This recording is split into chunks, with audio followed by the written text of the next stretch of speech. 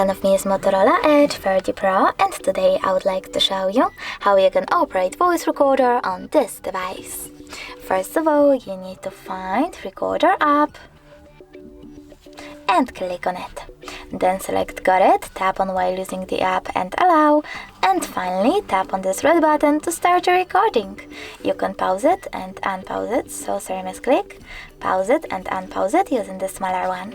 If you wish to end it and save it though, just click on the red one again, and over here delete your recording right away by tapping on the bottom left corner or at the title, and save it by tapping at the bottom right one.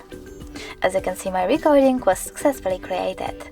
If you wish to play it, just tap on it. If you wish to delete it, you can always do that by clicking on those three dots at the top right corner and choosing delete. Now confirm your choice in the pop-up.